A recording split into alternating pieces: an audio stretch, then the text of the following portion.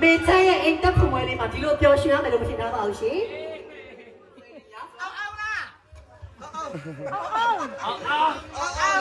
ရှာ